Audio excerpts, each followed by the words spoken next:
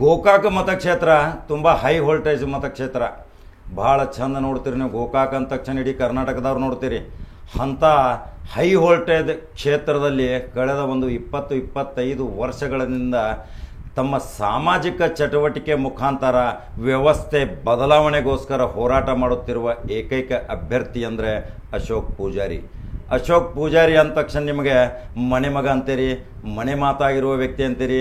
ನಿಮ್ಮ ಅನೇಕ ಕಷ್ಟ ಸುಖ ದುಃಖಗಳಿಗೆ ಭಾಗಿಯಾಗಿ ಯಾವುದೇ ಅಧಿಕಾರ ಇಲ್ಲದಿದ್ದರೂ ನಿಮ್ಮ ಸಮೀಪದಿಂದ ಮಾತನಾಡಿಸುವಂಥ ನಯ ವಿನಯದ ವ್ಯಕ್ತಿ ಇಂದು ಕಾಂಗ್ರೆಸ್ ಪಕ್ಷದ ಪ್ರಬಲ ಆಕಾಂಕ್ಷಿಯಾಗಿ ಗೋಕಾಕ ಮತಕ್ಷೇತ್ರದಿಂದ ಸ್ಪರ್ಧೆ ಮಾಡಕ್ಕೆ ತಯಾರಿ ಮಾಡಾಕತ್ತಾರ. ನೀವು ಇವತ್ತು 2 ಲಕ್ಷ ಮತದಾರ ಈ ವಿಡಿಯೋ ನೋಡಬೇಕು. ಆ ವ್ಯಕ್ತಿ ಅಲ್ಲ, ಅದೊಂದು ಶಕ್ತಿ ಅಂತ ತಿಳ್ಕೊಂಡಿದ್ದೀರಿ. ಆ ವ್ಯಕ್ತಿ ನಾವು ಇವತ್ತು ನೇರ ಕಾರ್ಯಕ್ರಮಕ್ಕೆ ಕರೆಸಿದ್ದೀವಿ. ಅವರನ್ನು ಮೊದಲು ಸ್ವಾಗತ ಮಾಡ್ಕೊಳ್ಳೋಣಲ್ರಿ. ಉತ್ತರ ಕರ್ನಾಟಕದ ಪ್ರಮುಖ ಚಾನಲ್ ಇವತ್ತು ಕಾಕ ನಿಮಗೆ ಏನು ಹೇಳ್ತಾನೆ ಅನ್ನೋದು ನಿಜಾಂಶ ಅವ್ರ ಬಾಯಿಂದ ಹೇಳಕ್ಕೆ ಹಚ್ತೀನಿ. ಅವ್ರು ಏನು ಮಾತಾಡ್ತಾರೆ ನೋಡೋಣ. ಮೊದಲು ಸ್ವಾಗತ ಮಾಡ್ಕೊಳ್ಳೋಣ. ಅಶೋಕ್ ಪೂಜಾರಿ ಅವರೇ, ನಮ್ಮ ಸ್ಟುಡಿಯೋಗೆ ಬಂದದಕ್ಕಾಗಿ ನಿಮಗೆ ಸ್ವಾಗತ. ಅಶೋಕ್ ಪೂಜಾರಿ ಅವರೇ, ನಿಮ್ಮ ನಡೆ, ನಿಮ್ಮ ನುಡಿ, ಜನ ನಿಮ್ಮನ್ನು ಬಹಳ ಪ್ರೀತಿಯಿಂದ ನೋಡ್ತಾರೆ. ಜನ ನಿಮ್ಮನ್ನು ಮನೆ ಮಗನಾಗಿ ನೋಡಾಕತ್ತಾರ.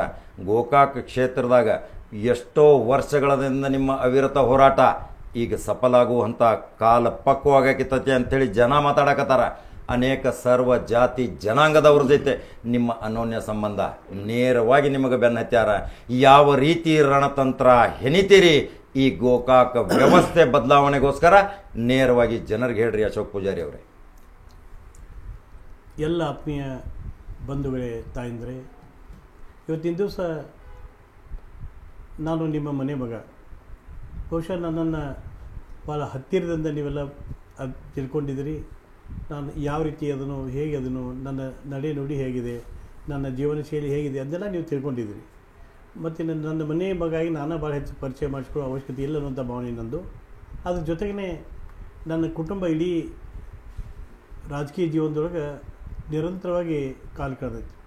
ರಾಜಕೀಯ ಜೀವನ ಅನ್ನೋಗಿದ್ದು ಸಾಮಾಜಿಕ ಜೀವನ ಮತ್ತು ರಾಜಕೀಯ ಜೀವನ, ಧಾರ್ಮಿಕ ಜೀವನ, ಅದಕ್ಕೆ ಪೂರಕವಾದಂಥ ಬದುಕು ನಮ್ಮದಾಗಿತ್ತು. ನಮ್ಮ ತಂದೆಯವರ ಬಗ್ಗೆ ತಮಗೆಲ್ಲ ಗೊತ್ತಿದೆ.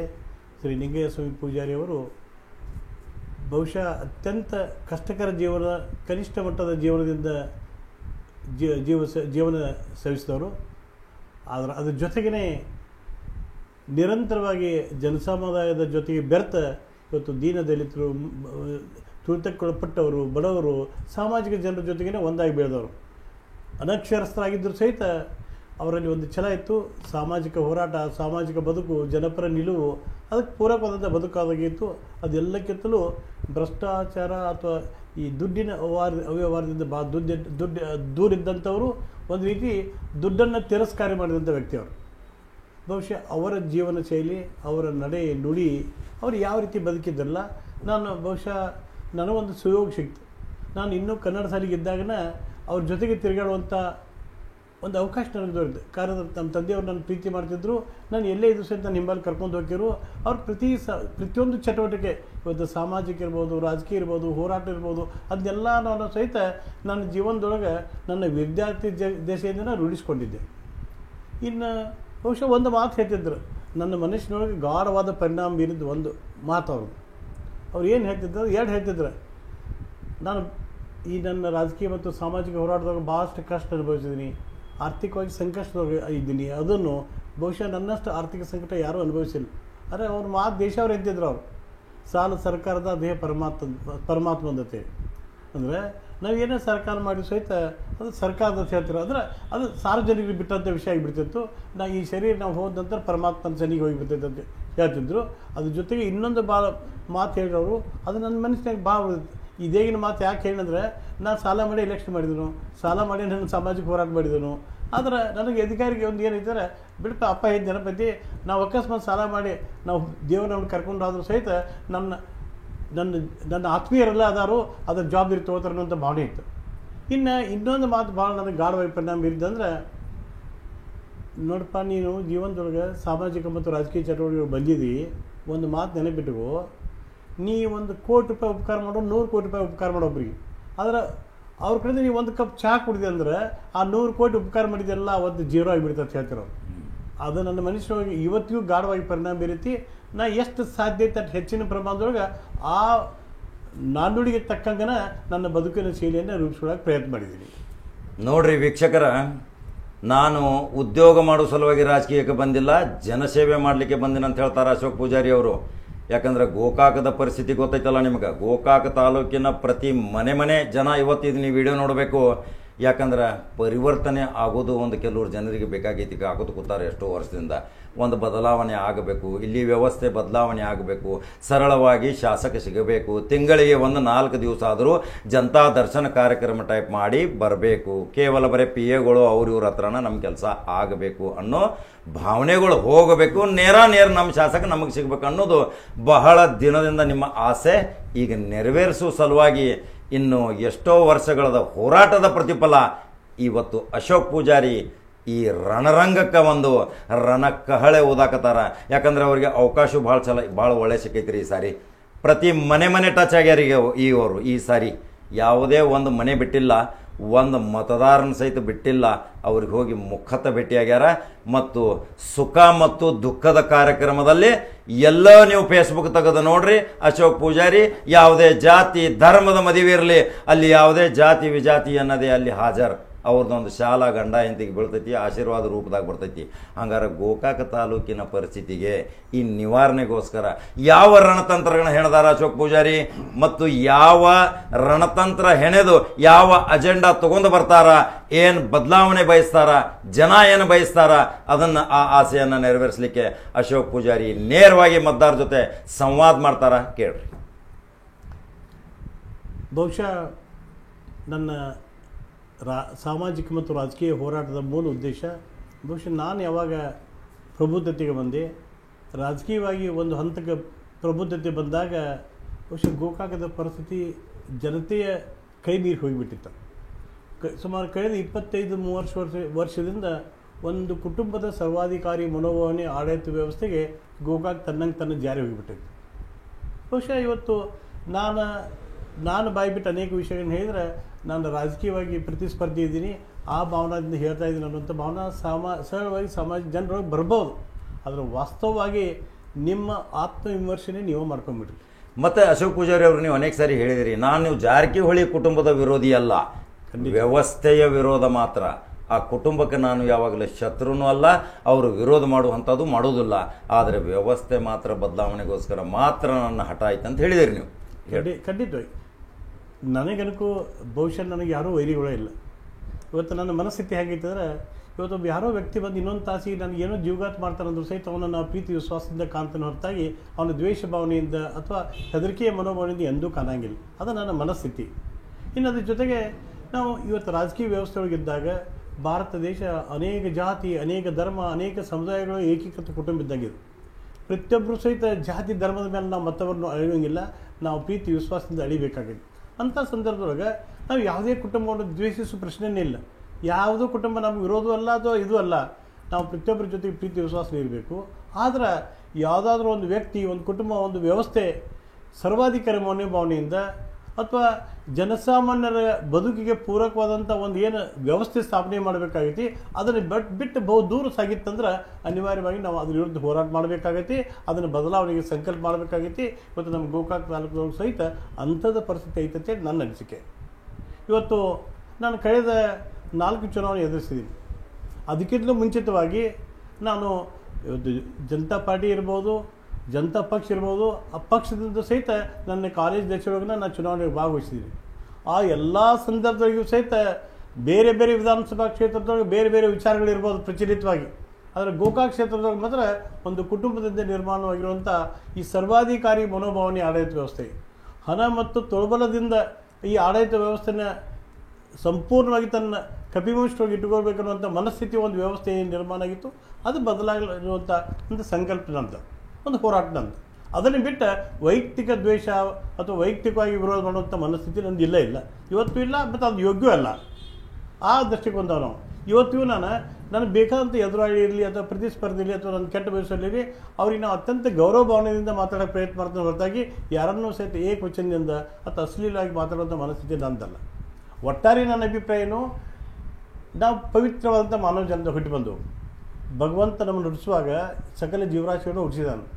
ಎಲ್ಲ ಜೀವರಾಶಿಗಳು ಎಲ್ಲ ರೀತಿ ನಮ್ಮ ಗತಿ ನಾವು ಜೀವನ ಮಾಡ್ತಾವೆ, ಊಟ ಮಾಡ್ತಾವೆ, ಮಲ್ಕೋತಾವೆ, ಈ ಜೀವನದ ಏನೇನು ಉಪಭೋಗ ಬೇಕಾದೆಲ್ಲ ಅನುಭವಿಸ್ತಾವೆ. ಅದ್ರ ವಾಸ್ತವಿಕ ನಮಗೆ ಅವಾಗ ಫರ್ಕ್ ಏನೈತೆ ಅಂದರೆ ದೇವರು ನಮಗೆ ಅಗಾಧವಾದ ಬುದ್ಧಿಶಕ್ತಿ ಹಾಕಿದನು, ವಿಚಾರ ಶಕ್ತಿ ಹಾಕಿದನು. ಎಲ್ಲ ಪ್ರಾಣಿಗಳಿಗಿಂತೂ ಸಹಿತ ವಿಭಿನ್ನವಾದ ಪ್ರಾಣಿ ಮಾನವ ಜೀವಿ.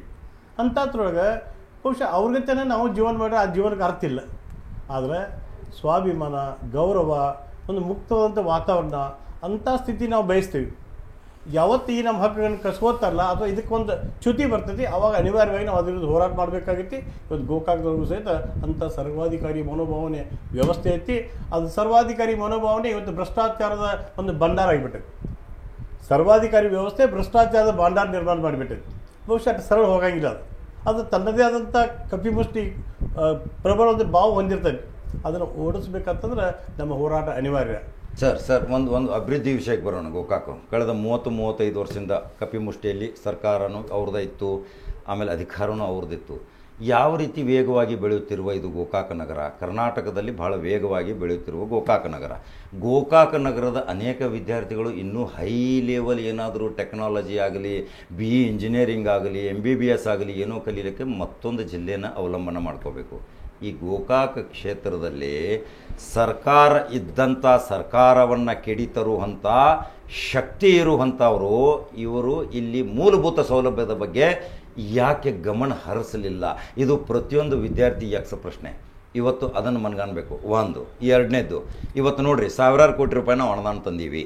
ಆ ಸರ್ಕಾರ ಬಿಟ್ಟು ಈ ಸರ್ಕಾರಕ್ಕೆ ಹೋದ ತಕ್ಷಣ ನಮಗೆ ಇಂತಿಷ್ಟು ಪ್ಯಾಕೇಜ್ ಕೊಟ್ಟರು. ಆ ಪ್ಯಾಕೇಜಿಂದ ಇವತ್ತು ಗೋಕಾಕ್ ಸಿಂಗಾಪುರ್ ಆಗತೈತೆ ಅಂತ ಹೇಳಿದರು. ಅನೇಕ ಯೋಜನೆಗಳನ್ನು ಸಹಿತ ಪ್ರಕಟಣೆ ಮಾಡಿದರು. ಆ ಯೋಜನೆಗಳು ಎಲ್ಲಿ ಹೋದವು? ಆ ಯೋಜನೆಗಳು ಏನು ನೆನೆಗಿದು ಬಿದ್ದವು? ಏನು ಬಂದಂಥ ಅನುದಾನ ಏನು ವಾಪಸ್ಸು ಹೋಯಿತೋ? ಅದು ಎಲ್ಲಿ ಹೋಯಿತು? ಅದೊಂದು ಯಕ್ಷ ಪ್ರಶ್ನೆ. ನೇರವಾಗಿ ಬರೋದಾದ್ರೆ ಅಭಿವೃದ್ಧಿ ದೃಷ್ಟಿಯಿಂದ ಗೋಕಾಕ್ ತಾಲೂಕು ಸಂಪೂರ್ಣವಾಗಿ ಹಿಂದೆ ಹೋಗ್ಬಿಟ್ಟೆ. ಕಾರಣ ಇಷ್ಟೇ, ಒಬ್ಬ ವ್ಯಕ್ತಿಗೆ ಶಾಸಕತ್ವದ ಮತ್ತು ಮಂತ್ರಿ ಪದವಿ ಅವಕಾಶ ಸಿಕ್ಕಾಗ 20 ವರ್ಷದ ಅವಧಿಯೊಳಗನ ಒಂದು ಕ್ಷೇತ್ರವನ್ನು ನಂದನವನ ಮಾಡ್ಬೋದು. ಆ ಪ್ರಮಾಣದ ಆರ್ಥಿಕ ಅನುದಾನ ಸರ್ಕಾರದಿಂದ ಹರಿದು ಬರ್ತೈತಿ. ನಮ್ಮ ತಾಲೂಕಿನೊಳಗೆ ಏನಾಗಿತ್ತಂದರೆ, ಬಹುಶಃ ಈ ರಾಜಕೀಯ ವ್ಯವಸ್ಥೆ ಯಾರು ನಿಯಂತ್ರಣ ಮಾಡ್ತಾರೋ ಅಥವಾ ಯಾರು ಶಾಸಕರಾಗಿದ್ದಾರೋ ಅವ್ರ ಮನಸ್ಥಿತಿಯೊಳಗೆ ಒಂದು ಬಂದುಬಿಟ್ಟೈತಿ. ನಾನು ಮೊದಲನೇ ಚುನಾವಣೆಯಿಂದ ಇವತ್ತಿನ ಮಟ್ಟ ದುಡ್ಡಿನ ಬಲದ ಮೇಲೆ ಇಲೆಕ್ಷನ್ ಮಾಡಿದ್ದೀನಿ, ಧಮ್ಕಿ ಬಲದ ಮೇಲೆ ಇಲೆಕ್ಷನ್ ಮಾಡಿದ್ದೀನಿ. ದುಡ್ಡ ಮತ್ತು ಧಮ್ಕಿ ಇವು ಎರಡೂ ಪ್ರಯೋಗ ಅದು ಅಂದರೆ ಗೋಕಾಕ್ ಜನ ಹೆದರಿಕೆಯಿಂದಾಗಲಿ ಓಟ್ ಹಾಕ್ತಾರೋ, ದುಡ್ಡಿನಿಂದ ಓಟ್ ಹಾಕಾರೋ ನನ್ನ ವಿಜಯ ಶತಸಿದ್ಧ ಅನ್ನುವಂಥ ದೃಢ ಸಂಕಲ್ಪ ಅವ್ರ ಮನುಷ್ಯರೊಳಗೆ ನಿರ್ಮಾಣ ಆಗೈತಿ. ಅದಕ್ಕೆ ಪೂರ್ವಕವಾಗಿ ಅವ್ರಿಗೆ ಜನರನ್ನ ನಾವು ಅಪ್ರೋಚ್ ಆಗಬೇಕು, ಅವ್ರಿಗೆ ಎಚ್ಚರಿಸಬೇಕು, ಅವ್ರನ್ನ ಸಂಪರ್ಕ ಮಾಡಬೇಕು, ಅಥವಾ ದೊಡ್ಡ ಪ್ರಮಾಣದ ಅಭಿವೃದ್ಧಿ ಕೆಲಸ ಮಾಡೋ ಮುಖಾಂತರ ಜನರ ಮನವೊಲಿಸ್ಕೊಳ್ಬೇಕು ಅನ್ನೋಂಥ ಮನೋಭಾವನೆ ಇಲ್ಲ. ದುಡ್ಡ ಧಮ್ಕಿ ಹೇಳಿದ್ರೆ ಸಾಕ ನಾ ಗೆಲ್ಲಬಹುದು ಅನ್ನೋಂಥ ಭಾವನೆ ಇದೆ. ಅದಕ್ಕೆ ಪೂರಕವಾದಂಥ ನಡೆ ಅವ್ರದ್ದಾಗಿಬಿಟ್ಟೈತಿ. ಇವತ್ತು ಆರ್ಥಿಕ ಅನುದಾನದ ಬಗ್ಗೆ ನಾವು ಸೂಕ್ಷ್ಮ ವಿಚಾರ ಮಾಡಿದ್ರೆ, ಪ್ರತಿಯೊಂದು ಕ್ಷೇತ್ರಕ್ಕೆ ಸರ್ಕಾರದ ರುಟೀನ್ ಕೋರ್ಸ್ದೊಳಗೆ ಸಹಜ ನಡವಳಿಕೆ ಪ್ರಕಾರನ ಪ್ರತಿ ಕ್ಷೇತ್ರಕ್ಕೂ ನಿರ್ದಿಷ್ಟಪಡಿದಂಥ ದುಡ್ಡು ಬಂದೇ ಬರ್ತೈತಿ ಎಲ್ಲ ವಿಭಾಗಕ್ಕೆ. ಅದು ಸಹಜ ರೀತಿಯೊಳಗೆ ಖರ್ಚಾಕೈತಿ. ನಮ್ಮ ದುರ್ದೈವ ಅಂದರೆ ವಿಶೇಷವಾದ ಅನುದಾನ ಏನೂ ಬಂದಿಲ್ಲ. ಇನ್ನು ರುಟೀನ್ ಕೋರ್ಸಾಗಿ ಏನು ಬರ್ತೈತಲ್ಲ ಅದರೊಳಗೆ ಹೆಚ್ಚು ಕಡಿಮೆ ಇವತ್ತು BJP ಅವ್ರು 40% ಸರ್ಕಾರ ಏನೋ ಈಗ ಹೇಳಕತ್ತಾರ. ನಮ್ಮ ಗೋಕಾಕದಾಗ ಆ ಪರ್ಸೆಂಟೇಜ್ ದೊಡ್ಡ ಪ್ರಮಾಣದ ಪರ್ಸೆಂಟೇಜ್ ಸರ್ಕಾರ ಪ್ರಾರಂಭ ಆಗಿ 25 ವರ್ಷ. ನಾನು ನೀವು ತಗೊಂಡು ಸಾರ್ವಜನಿಕರಿಗೆ ವಿನಂತಿ ಮಾಡ್ಕೋತಾನೆ, ನೀವು ನೋಡಿರಿ, ರುಟೀನ್ ಕೋರ್ಸಾಗಿ ಡಬಲ್ ರಸ್ತೆ ಹಾಕೈತಿ, ಗಟರ್ ಹಾಕವು, ಲೈಟ್ ಹಾಕವು, ನಳ ಹಾಕೈತಿ, ಮತ್ತೊಂದು ಹಾಕೈತು. ಇದು ಸಹಜ ಪ್ರಕ್ರಿಯೆ. ಇದರಾಗ ಯಾರು ಶಾಸಕರದ್ದು ಜೊರತಿಲ್ಲ, ಏನಿಲ್ಲ, ಅಧಿಕಾರ ಲೆವೆಲ್ದಾಗ ಇದು ಹಾಕೈತಿ. ವಿಶೇಷ ಅನುದಾನ ಅಂದರೆ ಏನು? ಗೋಕಾಕ್ ಏನು ದೊಡ್ಡ ಪ್ರಮಾಣದ ಯಾವ್ದು ಫ್ಯಾಕ್ಟ್ರಿ ಬಂದೈತು, ಒಂದು ಮೆಡಿಕಲ್ ಕಾಲೇಜ್ ಆಗಿತ್ತು, ಒಂದು ಇಂಜಿನಿಯರಿಂಗ್ ಕಾಲೇಜ್ ಆಗಿತ್ತು, ಅಥವಾ ಸರ್ಕಾರದ ಹೊಸ ಗೌರ್ಮೆಂಟ್ ಸ್ಕೂಲ್ಗಳು ದೊಡ್ಡ ಪ್ರಮಾಣದಾಗ ನಮ್ಮಲ್ಲಿ ಆಗಿದ್ದಾವೇನ? ಏನಾಗೇ ಇಲ್ಲ. ಅದು ಹೋಗಲಿ, ಏನು ನೀರಾವರಿ ದೊಡ್ಡ ಸೌಲಭ್ಯ ಆಗಿತ್ತು ನಮ್ಮಲ್ಲಿ. ಭಾಳ ವರ್ಷದಿಂದ ಹಿಡ್ಕಲ್ ಡ್ಯಾಮ್ ಕಟ್ಟಿದರು, ಭಾಳ ವರ್ಷದಿಂದ ಮಾರ್ಕಂಡೆ ಪ್ರಾಜೆಕ್ಟ್ ಕಟ್ಟಿದರು. ಆ ಕಟ್ಟಿದ್ದದ ಒಟ್ಟ ಪುಣ್ಯಕ್ಕೆ ಅವ್ನು ಇನ್ನೂ ಕಳೆದಿಲ್ಲ, ನೀವು ಅವ್ನು ಬಂದ್ ಮಾಡಿಲ್ಲ, ಅದೋ ಒಂದು ದೊಡ್ಡ ಕೊಡುಗೆ ನಮಗೆ. ಕಟ್ಟಿದ್ದ ಡ್ಯಾಮ್ ನೀವು ಬಂದ್ ಮಾಡಿಲ್ಲ, ಅದೋ ಒಂದು ದೊಡ್ಡ ಕೊಡುಗೆ ಆಗಿಬಿಟ್ಟೈತಿ.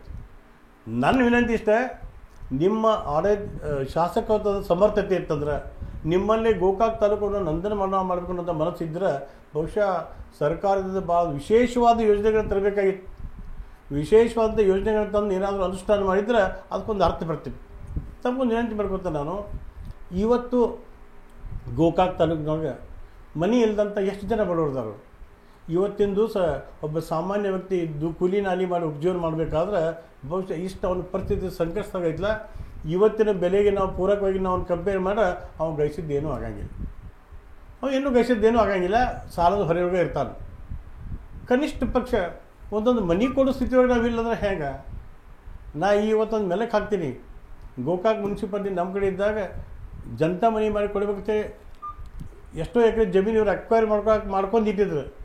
ದುರ್ದೈವಿ ಅವತ್ತು ನಮ್ಮ ಕಡೆ ಮುನ್ಸಿಪಾಲ್ಟಿ ಕೈ ಬಿಟ್ಟು ಹೋತು, ಆ ಜಮೀನೆಲ್ಲ ವಾಪಸ್ ಅವ್ರಿಗೆ ಕೊಟ್ಟು ಬಿಟ್ಟು.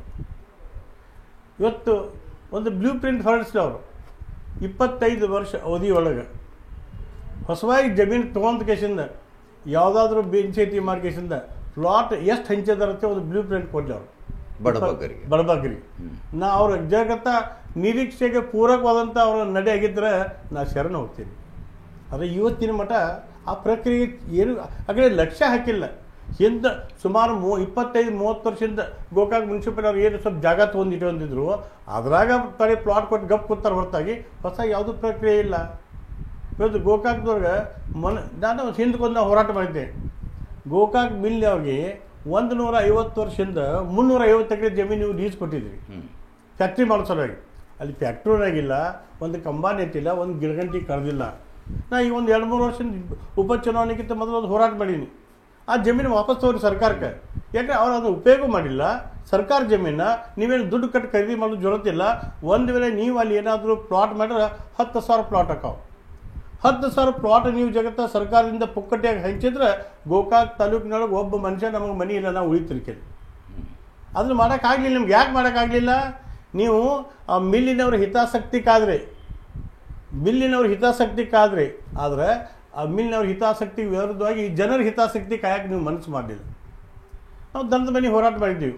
ದನದ ಮನೆಗೆ ಲೈಟ್ ಇಲ್ಲ, 100 ವರ್ಷ ಆಯ್ತು. ಆ ಮನೆಗೆ ಲೈಟ್ ಕೊಡೋದು ಹೋರಾಟ ಮಾಡಿ ಆ ಯೋಜನೆ ಮಂಜೂರಾತಿ ಮಾಡಿ ಟೆಂಡರ್ ಆಗಿ ವರ್ಕ್ ಮಾಡೋ ಸ್ಥಿತಿಯೊಳಗೆ ಬಂದಾಗ ಆ ಮಿಲ್ನವ್ರ ಮರ್ಜಿ ಕಾದ ಕೇಸಿಂದ ನಮ್ಮ ಸ್ಥಳೀಯ ಶಾಸಕ ರಮೇಶ್ ಜಾರಕಿಹೊಳಿ ಅವರು ಅಲ್ಲಿ ಲೈಟ್ ಹಾಕಿಬಿಟ್ಟಿಲ್ಲ ಹೊರತಾಗಿ ಆ ಮಿಲ್ನವ್ರ ಮರ್ಜಿ ಕಾದ. ಇಂಥ ಮನಸ್ಥಿತಿ ಇದ್ದವರು ಎಂಥಲ್ಲಿ ಸಾಮಾನ್ಯ ಜನರಿಗೆ ಕಲ್ಯಾಣ ಮಾಡೋಕ್ಕೆ ಸಾಧ್ಯತೆನಾ? ಎಂಥಲ್ಲಿ ಸಾಮಾನ್ಯ ಜನರಿಗೆ ಪ್ಲಾಟ್ ಕೊಡೋಕ್ಕೆ ಸಾಧ್ಯತೆನಾ? ಆ 350 ಎಕರೆ ಜಮೀನ ಮಿಲ್ ಲೀಸ್ ಕ್ಯಾನ್ಸಲ್ ಮಾಡಿ ನೀವು ನಿಮ್ಮ ಕಡೆ ಸರ್ಕಾರ ಬದಲಿ ಮಾಡ್ತೀರಿ, ಒಂದು ಲೀಸ್ ಬದಲಿ ಮಾಡೋಕ್ಕಾಗಿಲ್ಲ ನಿಮ್ಗೆ. ಮತ್ತು ಕಾನೂನುಬದ್ಧವಾಗಿ ಆ ಲೀಸ ಉಳಿದಿಲ್ಲ. ಯಾಕಂದ್ರೆ ಸರ್ಕಾರದ ಒಂದು ನೀತಿ ನಿಮ್ಗೆ ಇರ್ತೈತಿ. ಯಾವ ಉದ್ದೇಶಕ್ಕಾಗಿ ಸರ್ಕಾರ ಲೀಸ್ ಕೊಟ್ಟಿರ್ತೈತಿ ಆ ಉದ್ದೇಶಕ್ಕಾಗಿ ಆ ಜಮೀನು ಸದ್ಬಳಕೆ ಆಗಿರ್ಕಿಲ್ಲ ಅಂದ್ರೆ ಅದನ್ನು ತತ್ಕ್ಷಣ ರದ್ದು ಮಾಡೋಕ್ಕೆ ಅಧಿಕಾರ ಇತ್ತು ಸರ್ಕಾರದವ್ರಿಗೆ. ನೀವು ಅದನ್ನ ಮಾಡಿದ್ರೆ ಮಾಡೋರು ಏನಿಲ್ಲ.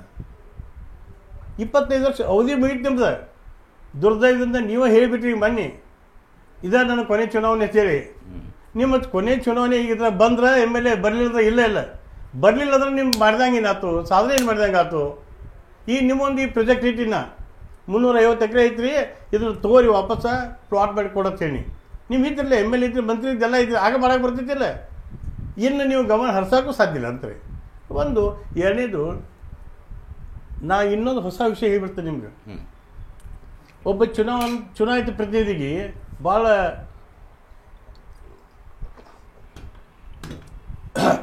ಸಂವಿಧಾನಿಕ ನೈತಿಕ ಜವಾಬ್ದಾರಿ ಇರ್ತದೆ. ಸನ್ಮಾನ್ಯ ಶ್ರೀ ರಮೇಶ್ ಜಾರಕಿಹೊಳಿ ಅವರು ಇವತ್ತು ಶಾಸಕರಾಗಿ ನನ್ನ ಲೆಕ್ಕ ಸುಮಾರು 23-24 ವರ್ಷ ಆಗಿ 25 ವರ್ಷ ಅದು. ಯಾಕಂದ್ರೆ 5-6 ಚುನಾವಣೆ ಫೇಸ್ ಮಾಡಿದಾರೆ ಅವರು. ಇಂಥ ಸಂದರ್ಭದೊಳಗೆ ಅವ್ರು ಶಾಸಕರಾಗಿ ಆರಿಸ್ಕೊಂಡು ಬಂದ್ರೆ ಕಂಟಿನ್ಯೂಸ್. ನಾವು ಒಂದೇ ಸರಳ ಪ್ರಶ್ನೆ ಕೇಳ್ತಾನೆ. ಒಬ್ಬ ಚುನಾಯಿತ ಪ್ರತಿನಿಧಿಗೆ, ಶಾಸಕನಿಗೆ ದೇಶ ಭಾಳ ಮುಖ್ಯ, ರಾಜ್ಯ ಭಾಳ ಮುಖ್ಯ, ದೇಶದ ಸಂವಿಧಾನ ಭಾಳ ಮುಖ್ಯ, ಸ್ವಾತಂತ್ರ್ಯ ಭಾಳ ಮುಖ್ಯ. ಪ್ರಜಾರಾಜ್ಯ ಅಂದ್ರೆ ಅದು ಆ ಪ್ರಜಾರಾಜ್ಯ ಆದ ದಿನ ಅಂದರೆ ಬಹುಶಃ ನನ್ನ ಲೆಕ್ಕದೊಳಗೆ ರಾಷ್ಟ್ರೀಯ ಹಬ್ಬ 3. ಒಂದು ದೇಶ ಸ್ವಾತಂತ್ರ್ಯ ಸಿಕ್ಕ ದಿನ, ಎರಡನೇದು ದೇಶ ಪ್ರಜಾರಾಜ್ಯ ಆದ ದಿವಸ, ಮೂರನೇದು ಈ ರಾಜ್ಯ ಉದಯ ಆದ ದಿವಸ. ನಮ್ಮ ರಮೇಶ್ ಜಾರಕಿಹೊಳಿ ಸನ್ಮಾನ್ಯ ಶಾಸಕರಿಗೆ ಒಂದೇ ನನ್ನ ನೇರ ಪ್ರಶ್ನೆ ಐತೆ. ಈ 3 ಕಾರ್ಯಕ್ರಮಗಳು ಗೋಕಾಕದಾಗ ಪ್ರತಿ ವರ್ಷ ಹಾಕೋತಾ ಹೋಗಿದಾವೆ. ಒಟ್ಟಾರೆಯಾಗಿ ನಿಮ್ಮ ಶಾಸಕತ್ವ ಅವಧಿಯೊಳಗೆ ನೀವು ಎಷ್ಟು ಸಲ ಈ ರಾಜ್ಯೋತ್ಸವ, ಈ ಸ್ವಾತಂತ್ರ್ಯ ದಿನೋತ್ಸವ ಅಥವಾ ಈ ರಾಜ್ಯೋತ್ಸವ, ಈ ಪ್ರಜಾರಾಜ್ಯೋತ್ಸವ ದಿನಾಚರಣೆಗೆ ಹಾಜರಾಗಿದ್ದೀರಿ? ದಯವಿಟ್ಟು ನೀವು ಒಂದು ಕ್ಲಾರಿಫಿಕೇಶನ್ ಕೂಡ ಅದಕ್ಕೊಂದು ನನ್ನ ದೃಷ್ಟಿಯೊಳಗೆ ನಾನು ನೋಡೋಕ್ಕಾಗಲಿ. ಯಾಕಂದ್ರೆ ನಾನು ಕನ್ನಡ ಶಾಲೆಗೆ ಇದ್ದಾಗಿದ್ರು ಈ ಕಾರ್ಯಕ್ರಮ ಅಟೆಂಡ್ ಹಾಕೋಣ. ಅವ್ರನ್ನೇ ನಾನು ಆ ವೇದಿಕೆ ಮೇಲೆ ನೋಡೇ ಇಲ್ಲ ಇವತ್ತಿನ ಮಟ್ಟ. ತಪ್ಪೇನೋ ನಾ ಒಂದು ಸಲ ಏನಾರ ಹೋದ್ರೋ ಇಲ್ಲೋ ಅದು ಗೊತ್ತಿಲ್ಲ.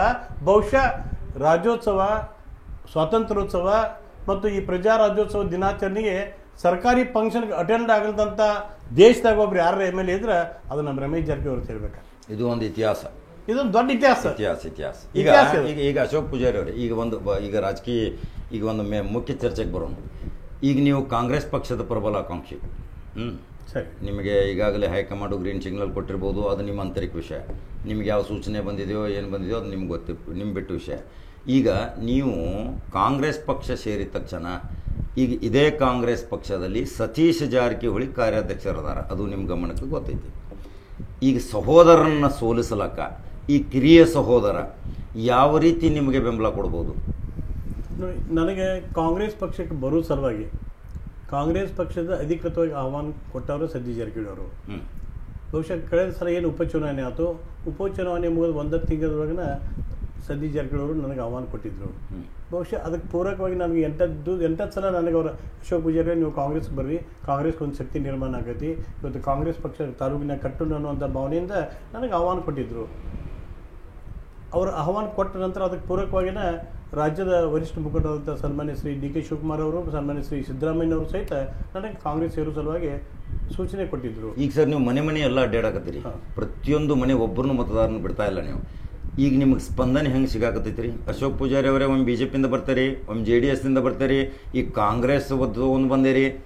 ಜನ ನಿಮ್ಮ ಬಗ್ಗೆ ಅಭಿಪ್ರಾಯ ಏನು ವ್ಯಕ್ತಪಡಿಸಾಕತ್ತಾರೆ? ಯಾವ ಸೂಕ್ತ ಸ್ಪಂದನೆ ನಿಮ್ಗೆ ನಿಮ್ಮ ಪರವಾಗಿ ಅನುಕಂಪ, ಮಾನವೀಯತೆ, ಕರುಣೆ ಹೆಂಗೆ ತೋರ್ಸಾಕತ್ತಾರ ಅನ್ನೋದು ಹೇಳ್ರಲ್ಲ.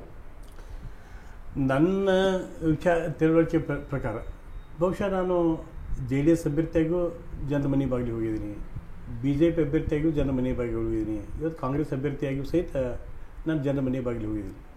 ಆದರೆ ಬಹುತೇಕ ಜನ ನನ್ನನ್ನು ಇವು ಕಾಂಗ್ರೆಸ್ಸೋ BJP JDS ಅಭ್ಯರ್ಥಿಯಾಗಿ ಬಂದನಂತೆ ತಿಳ್ಕೊಂಡಿಲ್ಲ.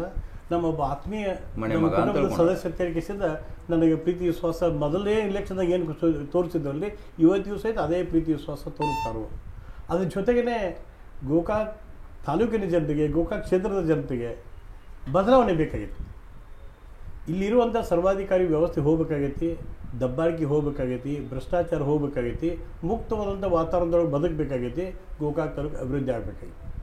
ಅದಕ್ಕೆ ಪೂರಕವಾಗಿ ಏನೋ ಒಂದು ರೀತಿ ಸೂಕ್ತವಾದಂಥ ವಿಶ್ವಾಸ ನನ್ನ ಮೇಲೆ ಐತೆ ಅವ್ರ ಮನೆ. ಈಗ ಸರ್ ನೀವು ಬದಲಾವಣೆ ಅಂತೀರಿ, ಈಗ ಏನು ಗೋಕಾಕ ಬದಲಾವಣೆ ಯಾವ ಅಜೆಂಡಾ ತೊಗೊಂಡು ಈಗ ನೀವು ಜನರ ಮುಂದೆ ಹೋಗ್ತಾ ಇದ್ದೀರಿ?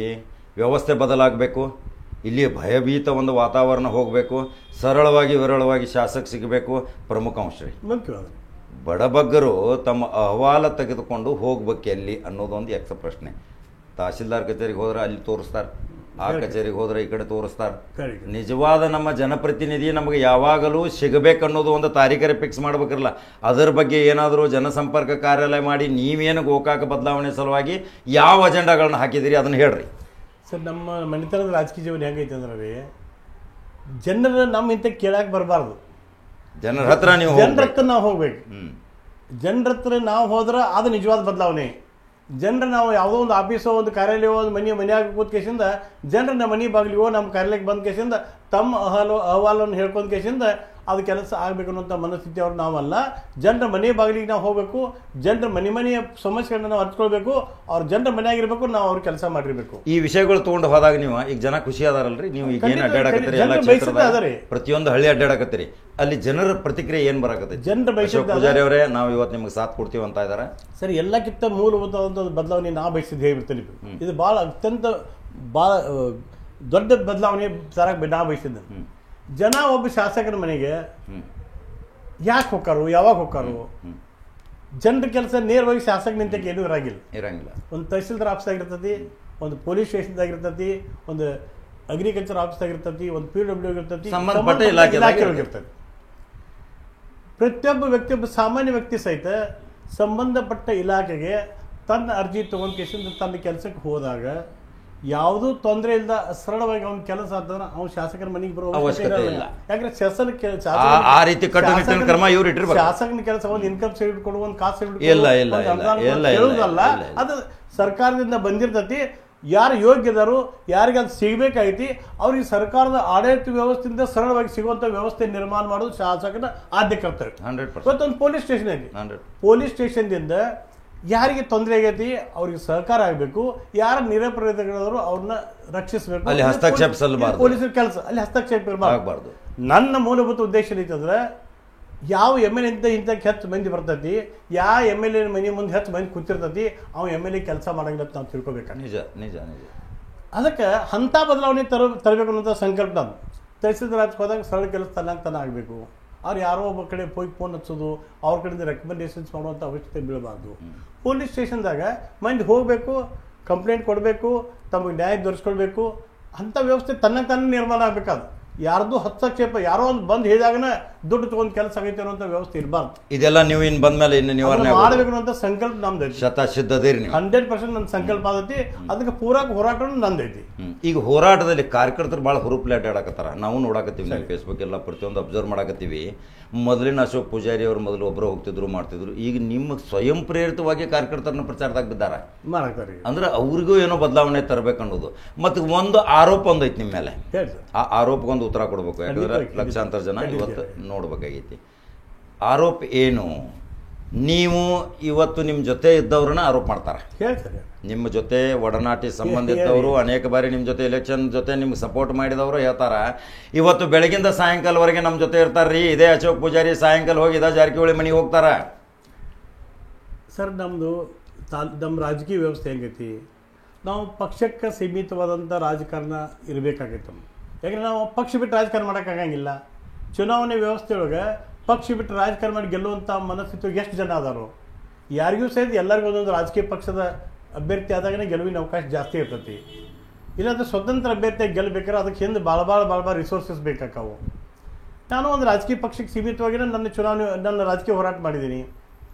ಇವತ್ತು ಜಾರಕಿಹೊಳಿ ಕುಟುಂಬದವರು ಭಾರತೀಯ ಜನತಾ ಪಕ್ಷದಾಗೂ ಅದಾರ, ಕಾಂಗ್ರೆಸ್ ಪಕ್ಷದಾಗೂ ಅದಾರ, ಹಿಂದೆ JDS ಪಕ್ಷದವರು ಇದ್ದರು. ನಾವು ಅನಿವಾರ್ಯವಾಗಿ ಯಾವುದಾದ್ರೂ ಒಂದು ಪಕ್ಷದ ಸೂರಿನೊಳಗೆ ನಮ್ಮ ರಾಜಕಾರಣ ಮಾಡಬೇಕಾಗೈತಿ, ರಾಜಕೀಯ ಜೀವನ ಮಾಡಬೇಕಾಗೈತಿ, ನಮ್ಮ ಚುನಾವಣಾ ಹೋರಾಟ ಮಾಡಬೇಕಾಗೈತಿ. ಇನ್ನು ಅದಕ್ಕೆ ಸಂಬಂಧಪಟ್ಟ ಅವ್ರ ಕುಟುಂಬದ ಸದಸ್ಯನ ಒಂದು ಪ್ರಬಲ ಸ್ಥಾನದೊಳಗೆ ಆ ಪಕ್ಷದಾಗಿದ್ದಾಗ ನಾವು ಏನು ಮಾಡೋಕ್ಕಾಗೈತಿ, ಅನಿವಾರ್ಯ ಬರ್ತೈತಿ ಇಲ್ಲ, ಅವ್ರ ಜೊತೆಗೆ ನಾವು ಹೋಗ್ಬೇಕಾಗೈತಿ. ಆದ್ರೆ ಹೆಂಗಿರ್ತೈತಿ, ನಾವು ಅವ್ರ ಜೊತೆ ಕೂಡ್ಲಿ ಅಥವಾ ಕೆಲಸ ಮಾಡಲಿ, ಚಹಾ ಕುಡ್ಲಿ, ಬೇಕಾದ್ ಮಾಡಲಿ. ಅಲ್ಲ, ನೀವು ಹೇಳೋದೆಲ್ಲ ಸರಳ ಇದೆ, ಅದಕ್ಕೇನು ಅಭ್ಯಂತರ ಇಲ್ರಿ. ಅಂದ್ರೆ ಇವರು ಒಳ ಒಪ್ಪಂದ ಮಾಡ್ಕೋತಾರ ಅಂಥೇಳಿ ಇವ್ರದ್ದು ಏನು ಆರೋಪ ಮಾಡ್ತಾರಲ್ಲ ಮೊನ್ನೆ, ಆ ಆರೋಪ ನೀವು ನಿರಾಕರಣೆ ಮಾಡ್ತೀರಿ. ಇದಕ್ಕೆ ಸ್ಪಷ್ಟವಾಗಿ ಹೇಳ್ತೀರಿ ನೀವು. ಇವತ್ತು ನಾವು ಒಂದು ಮಾತು ಹೇಳ್ಬಿಡ್ತೇನೆ, ಅಶೋಕ್ ಪೂಜಾರಿನ ದುಡ್ಡು ಕೊಟ್ಟು ತಗೋಂತ ವ್ಯಕ್ತಿ ಇಲ್ಲ, ಭೂಮಿ ಮೇಲೆ ಇನ್ನೂ ಮಟ್ಟ ಹುಟ್ಟಿಲ್ಲ, ಈಗೂ ಇಲ್ಲ, ಮುಂದೆ ಹುಟ್ಟೋದು. ಅದು ಪ್ರತಿ ಜನ ಯಾವತ್ತು ಅಶೋಕ್ ಪೂಜಾರಿ ತನ್ನಂತ ಮರ್ಕೋತಾನೋ ಅವತ್ತು ನಾ ಸ್ವಯಂ ಪ್ರೇರಣೆ ಈ ಭೂಮಿ ಮೇಲೆ ಇರಂಗಿಲ್ಲ. ಕಳೆದ ಬಾರಿ ಚುನಾವಣೆದಾಗೂ ಇಂಥ ಒಂದು ಆರೋಪ ಬಂದಾಗ ನೀವು ನಿಮ್ಮ ಜಗಲಿ ಮೇಲೆ ಕುಂತು ನಿಮ್ಮ ಜ್ಞಾನ ಮಂದಿರದಲ್ಲಿ ನೀರು ಹಾಕೊಂಡು ಹಾನಿ ಮಾಡಿದಂಥ ವ್ಯಕ್ತಿ ನೀವು. ಅದನ್ನ ಲಕ್ಷಾಂತರ ಜನ ನೋಡ್ಯಾರ. ಇದಕ್ಕೊಂದು ಹೇಳ್ಬಿಡ್ತೀನಿ ಅದು. ವಾಸ್ತವವಾಗಿ ಈ ಅಪಪ್ರಚಾರ ಯಾರು ಮಾಡ್ತಾರಂದ್ರೆ, ಗೋಕಾಕ್ ಕ್ಷೇತ್ರದೊಳಗೆ ಒಂದು 10-20 ಜನ MLA ಆಗುವಂಥ ಆಕಾಂಕ್ಷಿಗಳು ಸಹಜವಾಗಿ ನಮ್ಮ ಕೆಲವು ವಿರೋಧಿಗಳು ಹುಟ್ಕೊಂಡಿರ್ತಾರೆ. ಅಶೋಕ್ ಪೂಜಾರಿ ಹೆಸರು ಹೆಂಗೆ ಕೆಡಿಸಲ್ಪ, ರೊಕ್ಕ ದುಡ್ಡು ತೊಗೊಂಡು ಸಿಗವಾತು, ಮತ್ತೊಂದು ಯಾವುದೋ ಅವ್ಯವಹಾರ ಸಿಗವಾರ್ತು, ಮತ್ತೊಂದು ಏನು ಸಿಗವಾತು. ಇನ್ನು ಏನಾರು ಮಾಡಿ ಕಣ್ಣಿಗೆ ಕಾಣಂಗಿಲ್ಲ, ಯಾರು ಕಣ್ಣಿಗೆ ಕಾಣಂಗಿಲ್ಲ, ಕಿವಿಲಿ ಕೇಳಂಗಿಲ್ಲ. ಒಂದು ಸುಳ್ಳನ್ನ ನೀವು 100 ಸಲ ಹೇಳಿದ್ರೆ ಅದು ಕರೆ ಆಗಿಬಿಡ್ತೈತಿ. ಈಗ ಸರ್ ಭಾಳ ಪ್ರಬಲ ಒಂದು ಪ್ರಶ್ನೆ. ಈಗ ನೀವು ಭಾಳ ಪ್ರಬಲ ಆಕಾಂಕ್ಷಿ, ತುದಿಗೆ ಬಂದೇರಿ. ಜನ ಮಾತ್ರ ಭಾಳ ಬೆನ್ನ ಹತ್ಯಾರ. ಜನ ಆಶಯಗಳನ್ನ ನಿರಾಶೆ ಮಾಡಕ್ಕೆ ಹೋಗ್ಬೇಡ್ರಿ. ಯಾಕಂದ್ರೆ ಇಂಥ ಪ್ರಬಲ ಕ್ಷೇತ್ರ, ಹೈ ವೋಲ್ಟೇಜ್ ಕ್ಷೇತ್ರ ಇದು. ಯಾವಾಗ ಸ್ಪೀಡ್ ಅಶೋಕ್ ಪೂಜಾರಿ ಅವರು ಚುನಾವಣೆ ಇನ್ನೊಂದು 2-3 ದಿನ ಇರ್ತೈತಿ, ಭಾಳ ತುದಿಗೆ ಸ್ಪೀಡ್ ಹೋಗಿರ್ತೀರಿ. 2 ದಿನದಲ್ಲಿ ಅವರು ವ್ಯವಸ್ಥೆಯನ್ನು ಬದಲಾವಣೆ ಮಾಡುವಂಥ ಶಕ್ತಿ ಅವರು ಇಟ್ಕೊಂಡಾರ. ಅದನ್ನು ಸಹಿತ ನೀವು ಎದುರಿಸ್ಬೇಕಾಗ್ತೈತಿ. ಅದಕ್ಕೆ ಅಲ್ಲಿ ಸತೀಶ್ ಜಾರಕಿಹೊಳಿ ಒಂದು ನಿಮ್ಗೆ ಭದ್ರತಾ ಕೋಟೆ ಇದ್ದಂಗನೆ ಒಂದು. ಅವ್ರಿಗೂ ಒಂದು ಟೆಕ್ನಿಕ್ಕು ಇವೆಲ್ಲ ಏನದಾವನ್ನೆಲ್ಲ ರಣತಂತ್ರ ಹೆಣ್ಣಿದೆಲ್ಲ ಗೊತ್ತೈತಿ. ಅದು ಒಂದು ನಿಮಗೆ ಸಾಥ್ ಕೊಡ್ಬೋದು. ಈಗ ಕೊನೆಯದಾಗಿ ಒಂದು ಸಂದೇಶ ಸಾರ್ರಿ, ಇದೇ ಮತದಾರರಿಗೆ ಈ ಬರುವ ಏಪ್ರಿಲ್ ಆಗಲಿ ಮೇದಲ್ಲಿ ಏನು ಚುನಾವಣೆ ಘೋಷಣೆ ಆಗ್ತೈತಿ, ನಾನು ಕಳೆದ 4 ಸಾರಿ ನಿಂತೇನೆ. ಕೊನೆಯದಾಗಿ ನಿಮ್ಮ ವಿನಂತಿ ಏನು ಮತದಾರರಿಗೆ ಹೇಳ್ತೀರಿ, ಅದನ್ನು ಮುಗಿಸ್ಬಿಟ್ರಿ. ಮತದಾರ ಪ್ರಭುಗಳಿಗೆ ನಂದು ಒಂದೇ ವಿನಂತಿ, ನಮ್ಮ ಕುಟುಂಬ ಭಾಳ ಅತ್ಯಂತ ಸರಳ ಸುಸಂಸ್ಕೃತ ಮಂದಿದವರು. ನಾವು ಬಡತನದೊಳಗಿದ್ದರೂ ಸಹಿತ ನಮ್ಮ ಆಚಾರ ವಿಚಾರ ಮೌಲ್ಯಗಳನ್ನು ಬಿಟ್ಟು ರಾಜಕಾರಣ ಮಾಡಿಲ್ಲ. ಇವತ್ತು ನಾನು 4 ಸಲ ಚುನಾವಣೆ ಸ್ಪರ್ಧಾ ಮಾಡಿದ್ದೀನಿ, 4 ಸಲ ಪರಾಭವಗೊಂಡನು. ಆದರೆ ನಿಮ್ಮ ಪ್ರೀತಿ ವಿಶ್ವಾಸ, ನಿಮ್ಮ ಬೆಂಬಲಿಕೆ ನನಗೆ ಕೊರತೆ ಆಗಿಲ್ಲ. ಆದರೆ ನನ್ನ ಹೋರಾಟದ ಸಂಕಲ್ಪ ಏನು, ಇವತ್ತೇನು ಗೋಕಾಕ್ದೊಳಗೊಂದು ವ್ಯವಸ್ಥೆ ನಿರ್ಮಾಣ ಆಗೈತಿ, ಸ್ಥಾಪನೆ ಆಗೈತಿ. ಈ ಸರ್ವಾಧಿಕಾರಿ ಮತ್ತು ದಬ್ಬಾಳಿಕೆ ವ್ಯವಸ್ಥೆ ಹೋಗ್ಬೇಕನ್ನೋಂಥ ಹೋರಾಟ ಐತಿ. ಅದು ಬದಲಾವಣೆ ಮಾಡಬೇಕನ್ನೋಂಥ ಸಂಕಲ್ಪ ನಂದು. ಕೊನೆಯವರೆಗೂ ನನ್ನ ಸಂಕಲ್ಪ ನಿಶ್ಚಿತ ಮತ್ತು ಅದಕ್ಕೆ ಪೂರಕವಾದಂಥ ಹೋರಾಟ ನೋಡಿ ನಂದು. ಇದು ಒಂದು. ಎರಡನೇದು, ಬಹುಶಃ ನಾವೆಲ್ಲ ಹೆಂಗೆ ಬದುಕಬೇಕಾದ್ರೆ ಗೌರವ ಸ್ವಾಭಿಮಾನದ ಬದುಕಬೇಕು. ನಮ್ಮ ಕಡೆ 100 ಕೋಟಿ ರೂಪಾಯಿ ಆಸ್ತಿ ಇದ್ರೂ ಸಹಿತ ಇನ್ನೊಬ್ಬರಿಗೆ ಹೆದರಿಕೆಯಿಂದ ನಮ್ಮ ಮನೆಯಾಗ ನಾವು ಕೊಡುವಂಥ ಸ್ಥಿತಿ ಇದ್ರೆ ಆ ಬದುಕು ಪಶು ಪ್ರಾಣಿಗಳ ಬದುಕಿಗೆ ಸಮ ಸಹಿತ ಆಗಂಗಿಲ್ಲ. ಯಾಕಂದ್ರೆ ಆ ಪ್ರಾಣಿಗಳ ಮೇಲೆ ನಿರ್ಭೀತಿಯಿಂದ ಹೊರಗೆ ಬರ್ತಾವೆ. ನಮ್ಮ ಪರಿಸ್ಥಿತಿ ಹೆಂಗಾಗೈತೆ ಅಂದರೆ ನಿರ್ಭೀತಿಯಿಂದ ಒಂದು ಮಾತಾಡೋದು ಆ ಕಡೆ ಈ ಕಡೆ ನೋಡ್ಬೇಕಾದಂಥ ಸನ್ನಿವೇಶ ನಿರ್ಮಾಣ ಆಗೈತಿ. ಈ ವ್ಯವಸ್ಥೆ ಇರಬೇಕು, ಹೋಗಬೇಕು. ಸ್ವಾಭಿಮಾನ, ಭ್ರಷ್ಟಾಚಾರ ಮುಕ್ತ ಆಡಳಿತ ಇರಬೇಕು. ತಾಲೂಕು ಸಂಪೂರ್ಣ ಅಭಿವೃದ್ಧಿ ಆಗಬೇಕು. ಸರ್ಕಾರದಿಂದ ವಿಶೇಷ ಅನುದಾನ ಬರುವ ಮುಖಾಂತರ ಗೋಕಾಕ ಹೊಸ ಅಧ್ಯಾಯಗಳು ನಿರ್ಮಾಣ ಆಗಬೇಕು. ಸಾಮಾನ್ಯ ಸಮಾಜದ ಕಟ್ಟಕಡೆ ಮನುಷ್ಯರು ಸಹಿತ ಸರ್ಕಾರದ ಸೌಲಭ್ಯಗಳು ಯಾವುದೇ ಭ್ರಷ್ಟಾಚಾರ, ಯಾವುದೇ ರೆಕಮೆಂಡೇಶನ್ ಏನೂ ಇಲ್ಲ, ಸರಳಾಗಿ ತಲುಪಬೇಕು. ಗೋಕಾಕದ ಯಾವ ಜಾಗ ಇಲ್ಲ, ಯಾವ ಮನೆ ಇಲ್ಲ, ಪ್ರತಿಯೊಬ್ಬರಿಗೂ ಸೂರು ಸಿಗಬೇಕು, ಅದಕ್ಕೆ ಮೂಲಭೂತವಾದಂಥ ಸೌಲಭ್ಯ ಸಿಗಬೇಕು. ಇಂಥ ಹೋರಾಟ ಅಂತ ಇವತ್ತು ಆ ಎಲ್ಲ ಸಂಕಲ್ಪಗಳ ಈಡೇರಬೇಕಾದ್ರೆ ಅದು ಅಶೋಕ್ ಪೂಜಾರಿ ಸಲುವಾಗಿಲ್ಲ, ಗೋಕಾಕದ ಸಮಗ್ರ ಅಭಿವೃದ್ಧಿ ಮತ್ತು ಗೋಕಾಕದ ಸಮಗ್ರ ಜನತೆಯ ಸಲುವಾಗಿ. ಅನೇಕ ಸಾರಿ ಹೋಗಿದ್ದಾರೆ ಅಶೋಕ್ ಪೂಜಾರಿ ಅವರು ನಿಮ್ಮ ಮನೆಗಳಿಗೆ. ಕೆಲವರು ಸಿಕ್ಕಿಲ್ಲ, ಕೆಲವರು ಸಿಗದೆ ಹೋದ್ಪಲ್ಲಿ ಕೂಲಿನಲ್ಲಿ ಮಾಡ್ಕೊತ ಹೋಗಾರ. ಬಡ ಜನರು ಅವ್ರ ಮನೆಗೆ ಹೋಗ್ಯಾರ, ಗುಡಿಸಲ್ಗೂ ಹೋಗ್ಯಾರ. ಈಗ ನಮ್ಮ ನೇರವಾದ ಚಾನಲ್ದಿಂದ ನಿಮ್ಮ ಮನೆ ಮುಟ್ಟಾಕತ್ತಾರ. ನಿಮಗೆ ಇಲ್ಲೇ ಕೈ ಮುಗಿದು ಕೇಳಾಕತ್ತಾರ. ಅವ್ರು ಕೇಳ್ಕೊರಿ, ಭಾಳ ಚಂದ ವಿಷಯಗಳು ಹೇಳಾಕತ್ತಾರ. ಪರಿವರ್ತನೆ, ಬದಲಾವಣೆ ಮಾಡುವಂಥ ಶಕ್ತಿ ನಿಮ್ಮ ಕೈಯಾಗೈತಿ. ವಿಜಯದ ಮಾಲೆ ಯಾರ ಕೊರಳಿಗೆ ಹಾಕೋ ಶಕ್ತಿನೂ ನಿಮ್ಮ ಕೈಯಾಗೈತಿ. ಆ ತಾಕತ್ ಬಿಗ್ಟಾನಿಕ್ ವಿಟಾಮಿನ್ ನೀವು ಅಶೋಕ್ ಪೂಜಾರಿ ಕೊಟ್ರೆ ಯಾವ ರೀತಿ ಬದಲಾವಣೆ ಆಗ್ತೈತೆ ಅನ್ನೋದು ಕಾದು ನೋಡ್ತೀರೋ, ಏನು ಇದೇ ಮುಂದುವರಿಸ್ತೀರೋ ಅನ್ನೋದೇ ಇವತ್ತಿನ ವಿಶೇಷ ನೇರ ಇವತ್ತು ಕಾರ್ಯಕ್ರಮ. ನಂಬರ್ 1 ಚಾನಲ್ದಿಂದ ನಂಬರ್ 1 ಚಾನಲ್ ಫಾಲೋ ಮಾಡಿರಿ, ಲೈಕ್ ಮಾಡಿರಿ, ಶೇರ್ ಮಾಡಿರಿ. ಅಶೋಕ್ ಪೂಜಾರಿಗೆ ಒಂದು ಕೊನೆ ಅವಕಾಶ, ಇನ್ನೂ 1 ನಿಮಿಷ ಕೊನೆ ಅಪೀಲ್, ವಿನಂತಿ. ಅವ್ರು ತಮ್ಮ ಬಾಯಿಂದ ಹೇಳ್ತಾರೆ, ಕೇಳಿ. ಇವತ್ತಿನ ಸಂದರ್ಭದೊಳಗೆ ಭಾಳಷ್ಟು ಮಂದಿ ಮನುಷ್ಯನಾಗ ಗೊಂದಲ ಐತಿ. ಅದರ ಒಂದು ನಿಮಗೆ ಸ್ಪಷ್ಟ ಹೇಳ್ಬಿಡ್ತೀನಿ. ಈ ಚುನಾವಣೆಯೊಳಗೆ ಸತೀಶ್ ಜಾರಕಿಹೊಳಿ ನೇತೃತ್ವದೊಳಗೆ ನಾವು ಚುನಾವಣೆ ಮಾಡ್ತೀವಿ. ಯಾಕಂದರೆ ಅವ್ರು KPCC ಕಾರ್ಯಾಧ್ಯಕ್ಷದಾರು, ನಮ್ಮವ್ರದಾರು. ಅದಕ್ಕಿಂತ ಮುಗಿಲಾಗಿ ನನಗೂ ಅವ್ರ ಮೇಲೆ ಒಂದು ಅಗಾಧವಾದ ವಿಶ್ವಾಸ ಐತಿ.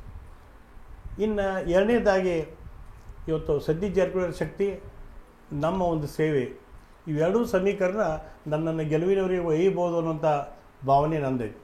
ಅದ್ರ ಜೊತೆಗೇ ಬಹುಶಃ ಎಲ್ಲ ಮಠಾಧೀಶರು, ಇಡೀ ಪಂಚಮಸಾಲಿ ಸಮಾಜದ ಜನಾಂಗ, ಬೇರೆ ಬೇರೆ ಎಲ್ಲ ಜಾತಿಯ ಜನಾಂಗದವರು, ಇವತ್ತು ಕುರುಬ ಸಮಾಜ ಇರ್ಬೋದು, ಉಪಾರ ಸಮಾಜ ಇರ್ಬೋದು, ಜೈನ ಸಮಾಜ ಇರ್ಬೋದು, ಮರಾಠ ಸಮಾಜ ಇರ್ಬೋದು, ರೈತರು ಇರ್ಬೋದು, ನಾಯಕ ಸಮಾಜ ಇರ್ಬೋದು. ಅಂದರೆ ನಾನು ಜಾತಿಗೆ ಸೀಮಿತವಾದಂಥ ವ್ಯಕ್ತಿ ಅಲ್ಲ. ಅಶೋಕ್ ಪೂಜಾರಿ ಅಂದ್ರೆ ಎಲ್ಲ ಜಾತಿ, ಸರ್ವ ಜಾತಿ. ಅಶೋಕ್ ಪೂಜಾರಿ ಜಾತಿ ಯಾವ್ದು ಕೇಳಿದ್ರೆ ಸರ್ವ ಜಾತಿ, ಮಾನವ ಜಾತಿ ಮನುಷ್ಯ ಅಂದ್ರೆ ಅಶೋಕ್ ಪೂಜಾರಿ. ಸರ್ವ ಜಾತಿ ಮನುಷ್ಯ. ನಾನು ಮುಸಲ್ಮಾನ್ರು ಯಾಕೋ ಬಿಟ್ರಿ ನೋಡ್ರಿ, ಅದೇ ಟೋಟಲ್ ಇಲ್ಲ, ಎಲ್ಲ ಮುಸ್ಲಿಂ ಸಮಾಜ. ಬಹುಶಃ ಯಾಕಂದ್ರೆ ಪ್ರಬಲ 2ನೇ ಸ್ಥಾನದಲ್ಲಿ ಹೇಳ್ಬೇಕಾರೆ ನಾನು ಇವತ್ತು ದೊಡ್ಡ ಪ್ರಮಾಣದೊಳಗೆ ಮದುವೆಗಳನ್ನ ಮತ್ತು ಫ್ಯೂನರಲ್ ಸೆರೆಮನಿ ಮುಸ್ಲಿಂ ಬಂಧುಗಳು. ಗೋಕಾಕದೊಳಗೆ ಯಾರಾದರೂ ಮುಸ್ಲಿಂ ಬಂಧುಗಳು ತೀರ್ಕೊಂಡಿದ್ರೆ ಬಹುತೇಕ ಅವತ್ತು ಅಶೋಕ್ ಪೂಜಾರಿ ಕೋತಾಲಗೂಡ ಅಲ್ಲಿ ಹಾಜರು ಇರ್ತಿದ್ರು. ಇವತ್ತು ಇರ್ತೀನಿ ನಾನು. ನನಗೆ ಜಾತಿ ಇಲ್ಲ, ಎಲ್ಲ ಜಾತಿಯ ಜನಾಂಗ ನನ್ನವರು. ನಾ ಎಲ್ಲ ಜಾತಿ ಧರ್ಮದ ಜನ ಅವ್ರ ಮನ್ಯಾಗ ಇರ್ತಾನೋ, ಅವ್ರ ಮನೆಗೆ ಹೋಗ್ತಾನೋ, ಅದಕ್ಕೆ ಇಡೀ ಸಮಸ್ತ ಎಲ್ಲ ಜಾತಿ ಎಲ್ಲ ಧರ್ಮದ ಬಂಧುಗಳಿಗೆ ನಾನು ವಿನಂತಿ ಮಾಡ್ಕೊತೀನಿ. ಇದೊಂದು ಕೊನೆಯ ಅವಕಾಶ ಇತ್ತು ನನಗೆ ಇದೊಂದು ಅವಕಾಶ ಕೊಡ್ರಿ. ನಿಮ್ಮ ಮನೆ ಮಗನಿಗೆ ಒಂದು ಅವಕಾಶ ಕೊಡ್ರಿ. 5 ವರ್ಷ ಒಂದು ಸಲ ನಾನು ಪರೀಕ್ಷೆ ಮಾಡಿರಿ. ಯಾವತ್ತು ನನ್ನ ಒಂದು ಸಂಕಲ್ಪದಿಂದ ವಿಚಲಿತ ಆಗ್ತನೋ ಅದು ಬೇರೆ ಹಾದಿ ಎಡೋಕೇಶಂದ ನಾ ಏನಾದರೂ ರಾಜಕಾರಣ ಮಾಡುವಂಥ ಸನ್ನಿವೇಶ ನಿರ್ಮಾಣ ಆದರೆ ರಾಜಕಾರಣ ಬಿಟ್ಟು ನಮ್ಮ ಮನೆಗೆ ಹೋಗ್ತಾನೆ ಹೊರತಾಗಿ ಅಧಿಕಾರ ಮತ್ತು ದುಡ್ಡಿಗೆ ಅಂಟ್ಕೋದಿಲ್ಲ. ಅಧಿಕಾರ ಮತ್ತು ದುಡ್ಡಿಗೆ ಅಂಟ್ಕೊಳ್ಳೋದಿದ್ದಂದ್ರೆ ಅಶೋಕ್ ಪೂಜಾರಿ ಮೊನ್ನೆ ಉಪಚುನಾವಣೆ ಒಳಗೆ ನಾ ಕೋಟಿ ಗಂಟೆ ರೊಕ್ಕ ಇಟ್ಕೊಂಡು ಮನೆಯಾಗಿರ್ಬೋದಾಗಿತ್ತು. ಮತ್ತು ಸ್ಟೇಟ್ ಲೆವೆಲ್ ಒಂದು ಬೋರ್ಡ್ ಚೇರ್ಮನ್ ಹಾಕಿಸಿಂದ 2-3 ವರ್ಷ ಆರಾಮ್ ರಾಜ್ಯ 97 ದುಡ್ಡು ಮಾಡ್ಕೋಬೋದಿತ್ತು. ನಾನು ಚುನಾವಣೆಗೆ ಉಪಚುನಾವಣೆ ಐತಿ, ಇದು ಸರ್ಕಾರದ ವಿರುದ್ಧ, ದುಡ್ಡಿನ ವಿರುದ್ಧ, ದರ್ಪದ ವಿರುದ್ಧ ಎಲೆಕ್ಷನ್ ಅಂದ್ರೂ ಸಹಿತ ನಾನು ಸೋತ್ ಅನ್ನೋದು ಗೊತ್ತಿದ್ರು ಸಹಿತ ನನ್ನ ಮೌಲ್ಯಗಳನ್ನ ಕಳ್ಕೊಬಾರ್ದು, ನನ್ನ ವ್ಯಕ್ತಿತ್ವ ಕಳ್ಕೊಬಾರ್ದು, ನನ್ನ ಸ್ವಾಭಿಮಾನ ಕಳ್ಕೊಬಾರ್ದು, ನನ್ನನ್ನು ನಾನು ಮಾರ್ಕೋಬಾರ್ದು ತೆಗೆಸಿದ ಇವತ್ತು ಗಟ್ಟಿಯಾಗಿ ನಿಂತು ರಾಜಕಾರಣ ಮಾಡತ್ತನು. ಬಹುಶಃ ಇವತ್ತು ನನ್ನ ಆ ದೃಢ ಸಂಕಲ್ಪ, ನನ್ನ ಮೌಲ್ಯಭರಿತ ಜೀವನನ ಮತ್ತೆ ನನ್ನ ಕಾಂಗ್ರೆಸ್ ಪಕ್ಷದ ಅಭ್ಯರ್ಥಿಯಾಗಿ ನಿಲ್ಲಿಸುವಂಥ ಸನ್ನಿವೇಶ ನಿರ್ಮಾಣ ಆಗೈತಿ. ಒಂದು ವೇಳೆ ಕಾಂಗ್ರೆಸ್ ಪಕ್ಷದವರು ನನಗೆ ಈ ಚುನಾವಣೆಯಲ್ಲಿ ತಮ್ಮ ಅಭ್ಯರ್ಥಿ ಆಗುವಂಥ ಅವಕಾಶ ಕೊಟ್ಟರೆ ತಮ್ಮ ಮನೆ ಬಾಗಿಲಿಗೆ ಒಬ್ಬ ಪ್ರಬಲ ಸ್ಪರ್ಧಿಯಾಗಿ ಬರ್ತಾನೆ. ಆದ್ರೆ ಒಂದು ನೀವು ಮನುಷ್ಯ ನೆಕ್ಕಿ ಮಾಡ್ಕೊಂಡ್ಬಿಡಲ್ಲ. ಅಶೋಕ್ ಪೂಜಾರಿ 100% ಗೆಲ್ತಾನೆ. 100% ಯಾಕೆ ಗೆಲ್ತಾನೆ ಅಂದ್ರೆ ಅಶೋಕ್ ಪೂಜಾರಿ ಶಕ್ತಿ ಒಂದಾಗಿತ್ತು. ಈ ಸಲ ಕಾಂಗ್ರೆಸ್ ಪಕ್ಷದ ಶಕ್ತಿ ನನ್ನ ಜೊತೆ ಪ್ರಬಲ ಶಕ್ತಿ ಕೂಡ, ಅದ್ರ ಜೊತೆಗೆ ಸತೀಶ್ ಜಾರಕಿಹೊಳಿ ಇರ್ಬೋದು, ಇನ್ನಿತರ ಎಲ್ಲ ಮುಖಂಡರು ಇರ್ಬೋದು, ನನ್ನ ಜೊತೆಗೆ ಅದಾರ, ಮತದಾರ ಬಂಧುಗಳದಾರ. ಅದ್ರ ಜೊತೆಗೆ ನನ್ನದೇ ಆದಂಥ ಸಮುದಾಯ ಸಮಾಜ ಜನನೂ ಈ ಸಲ ದೊಡ್ಡ ಪ್ರಮಾಣದಲ್ಲಿ ಬೆನ್ನತ್ತಾರೆ. ಮತ್ತೆ ಅಶೋಕ್ ಪೂಜಾರಿ ಅವರ ಪರವಾಗಿ ಪ್ರಚಾರ ಮಾಡಾಕ ಮಾಜಿ ಮುಖ್ಯಮಂತ್ರಿ ಸಿದ್ದರಾಮಯ್ಯನೂ ಬರಾಕತ್ತಾರೆ 28 ತಾರೀಕು. ಅದು ಒಂದು ದೊಡ್ಡ ಮಾಸ್ ಲೀಡರ್. ನಮ್ಗೆ ಇನ್ನೊಂದು ವಿನಂತಿ ಮಾಡ್ಕೊಂಡು ಈಗ ಸೈಯದ್ ಅವ್ರ ಮುಖಾಂತರ ನನಗೊಂದು ಅವಕಾಶ ಮಾಡಿಕೊಟ್ರು. ಈಗ 22ನೇ ತಾರೀಕು ಈ ರಾಜಕಂಡ ಅಪ್ರತಿಮ ನಾಯಕ ಅವರು ಸಿದ್ದರಾಮಯ್ಯನವರು ನನ್ನ ಆತ್ಮೀಯರು. ಅದ್ರ ಜೊತೆಗೇ ಈ ರಾಜಕಂಡ ಅತ್ಯಂತ ದಕ್ಷ ಮತ್ತು ಪ್ರಾಮಾಣಿಕ ಮುಖ್ಯಮಂತ್ರಿ. ಇವತ್ತು ಅವ್ರ ಬಗ್ಗೆ ಜನರೊಳಗೆ ಒಂದು ವಿಶೇಷವಾದಂಥ ಗೌರವ ಭಾವನೆ ಐತಿ, ಪ್ರೀತಿ ವಿಶ್ವಾಸ ಇದೆ. ಅವರನ್ನು ಇವತ್ತು ಪ್ರಜಾಧ್ವನಿ ಯಾತ್ರೆ ಮುಖಾಂತರ 22ನೇ ತಾರೀಕು ಸಾಯಂಕಾಲ 6 ಗಂಟೆಗೆ ಗೋಕಾಕ್ದಾಗ ಬರಾಕ್ತಾರೋ. ಬಹುಶಃ ನ್ಯೂ ಇಂಗ್ಲೀಷ್ ಗ್ರೌಂಡ್ ಅಥವಾ ವಾಲ್ಮೀಕಿ ಕ್ರೀಡಾಂಗಣದೊಳಗೆ ಒಂದು ದೊಡ್ಡ ಸಮಾರಂಭ ಆಕೈತಿ. ಸಹಸ್ರ ಸಂಖ್ಯೆಯೊಳಗೆ ಎಲ್ಲ ಮತದಾರರು ಜನರು ಅದ್ರೊಳಗೆ ಭಾಗವಹಿಸ್ತಾರೋ. ಮತ್ತೊಮ್ಮೆ ನಮಗೆ ಕೈ ಮುಗಿದು ಕೇಳ್ಕೊತೀನಿ, ಆ ಒಂದು ಸಮಾವೇಶಕ್ಕೆ ನೀವು ದೊಡ್ಡ ಪ್ರಮಾಣದ ಸಂಖ್ಯೆಯೊಳಗೆ ಬರಬೇಕು. ಸಿದ್ದರಾಮಯ್ಯ ಅವರಿಗೆ, ನನಗೆ, ಕಾಂಗ್ರೆಸ್ ಪಕ್ಷಕ್ಕೆ, ಸನ್ಮಾನ್ಯ DK ಶಿವಕುಮಾರ್ ಅವರಿಗೆ, ಸತೀಶ್ ಜಾರಕಿಹೊಳಿ ಅವರಿಗೆ, ನಮ್ಮೆಲ್ಲರಿಗೂ ಸಹಿತ ನೀವು ಬೆಂಬಲ ಕೊಡಬೇಕಂತ ವಿನಂತಿ ಮಾಡ್ಕೊತೀವಿ. ನೋಡ್ರಿ, ಇಂಥ ಒಂದು ಸತ್ಯ ನ್ಯಾಯ ನಿಷ್ಠತೆ ಪರವಾಗಿ ಹೋರಾಟ ಮಾಡುತ್ತಿರುವ, ಅನೇಕ ವರ್ಷಗಳಿಂದ ಹೋರಾಟ ಮಾಡುತ್ತಿರುವಂಥ ಇಂಥ ವ್ಯಕ್ತಿಗೆ ಒಂದು ಕೊನೆಯ ಅವಕಾಶ ಕೇಳಕ್ಕೆ ನಿಮ್ಮ ಮನೆ ಬಾಗಿಲಿಗೆ ಬಂದಾರ. ವಿಜಯದ ಮಾಲೆ ಕೊರಳಿಗೆ ಹಾಕೋದು ನಿಮ್ಮ ಕಡೆ ಐತಿ. ಇವತ್ತಿನ ಇದು ನೇರ ಕಾರ್ಯಕ್ರಮಕ್ಕೆ ಬಂದಂಥ ಅಶೋಕ್ ಪೂಜಾರಿ ಅವರಿಗೆ ಈ ಒಂದು 15 ನಿಮಿಷದ ಈ ದೃಶ್ಯಾವಳಿಗಳ ವಿಡಿಯೋವನ್ನು ಮುಕ್ತಾಯಗೊಳಿಸ್ತೀವಿ. ಮತ್ತು ಈ 2ನೇ ಎಪಿಸೋಡ್ದೊಂದಿಗೆ ಇನ್ನೊಂದು 8 ದಿವಸ ನಂತರ ಇದೇ ಅಶೋಕ್ ಪೂಜಾರಿ ಅವರನ್ನ ಫೋನಿನ ಕಾರ್ಯಕ್ರಮ ಇಡ್ತೀವಿ. ನೀವು ನೇರವಾಗಿ ಪ್ರಶ್ನೆಗಳನ್ನ ಅಶೋಕ್ ಪೂಜಾರಿ ಕೇಳ್ಬೋದು. ಆ ಫೋನನ್ನು ಮುಖಾಂತರ ಆ ಅವಕಾಶ ಮಾತ್ರ ಕಳ್ಕೊಬೇಡ್ರಿ. ನಾಳೆ ಬರುವ 28ರಂದು ಇಂಥ ಒಂದು ದಂಡನಾಯಕರನ್ನ ಪ್ರಚಾರ ಮಾಡಕ್ಕೆ ಬರಾಕತ್ತಾರಂದ್ರೆ ಇನ್ನು ಗೋಕಾಕ ಬದಲಾಕೈತೆ ನೋಡ್ರಿ. ಕಾಕಾ ಹೇಳ್ತಾನ ಅಂದಮೇಲೆ ಏನು ಕೇಳ್ತೀರಿ, ಉತ್ತರ ಕೊಡ್ರಿ. ನಿಮ್ಮ ಅನಿಸಿಕೆ ನಮ್ಮ ಕಮೆಂಟ್ ಬಾಕ್ಸ್ನಾಗ ಹಂಚ್ಕೋರಿ. ಅಶೋಕ್ ಪೂಜಾರಿ ಕೈ ಮುಗಿದು ವಿನಂತಿ ಮಾಡ್ಯಾರ, ಯಾವ ದಿಸೆಯಲ್ಲಿ ಸಾಗತೈತಿ ಹೈ ವೋಲ್ಟೇಜ್ ಗೋಕಾಕ್ ಇನ್ನು ನಿಮ್ಮ ಮನಸ್ಸಿಗೆ ಬಿಟ್ಟದ ವಿಷಯ. ಇದು ಕಾರ್ಯಕ್ರಮ ಕೊನೆ ಆಗ್ತೈತಿ.